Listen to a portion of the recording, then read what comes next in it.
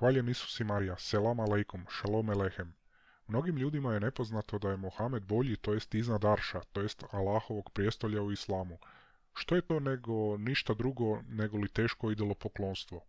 U islamu je često naglašavanje da se Allahu ne smije nikako pridavati sudrug i izjednačavati se s njime, a zapravo muslimani sami ne vide kako to rade upravo sa Muhamedom. Evo dokaza i učenja o tome. Iz knjige Ka našoj reformaciji od Muhamada Omara Faruka stoji: prema konsenzusu iđma svih učenjaka, komad zemlje u kojem počiva blagoslovljeno tijelo vjerovjesnika Allahovog čestitiji je od svih drugih, uključujući i Kabu i prijestolje, Arš, uzvišenog Allaha.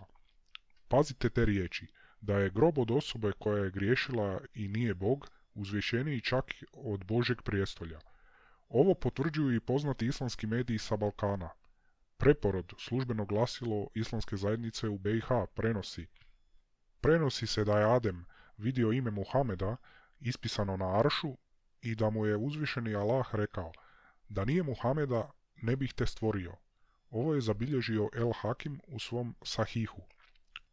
Imam Eš Šerbini, šafijski učenjak, u svom komentaru na djelo Minhađut Talibine od imama En Nevevija u poglavlju o obredima hađa i posjeti poslanikovom mezaru, strana 744, kaže: i tražit će njegov poslanikov zagovor kod njegovog gospodara, jer bilježi El Hakim da je poslanik rekao: kada je Adem počinio grijeh, rekao je: gospodaru, molim te hakom Muhameda da mi oprostiš.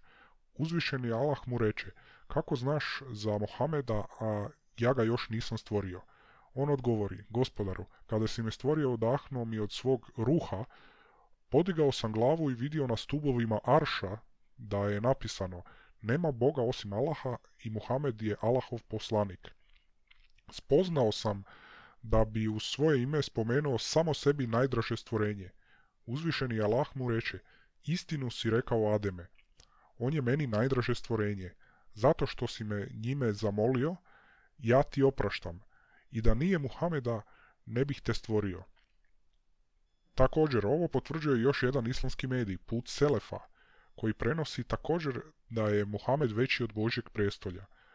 Odgovorili su to jednostavnim pitanjem koje glasi: u vezi sa govorom autora da je Allahov poslanik bolji od stvorenja, obuhvata li to sve što je stvoreno, kao što su Arš, meleki i drugo?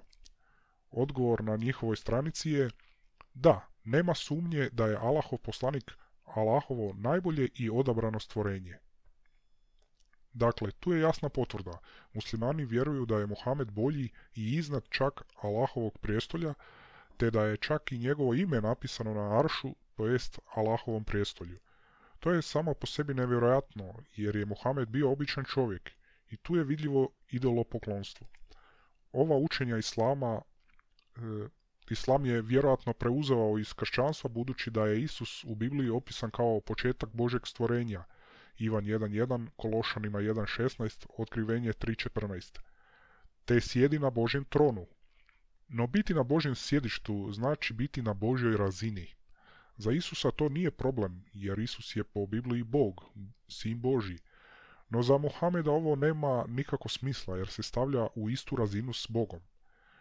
Želimo braći muslimanima da progledaju i da se ostave idolopoklonstva, te da prihvate Isusa Krista, u kome se je utjelovio Bog, koji je put, istina i život.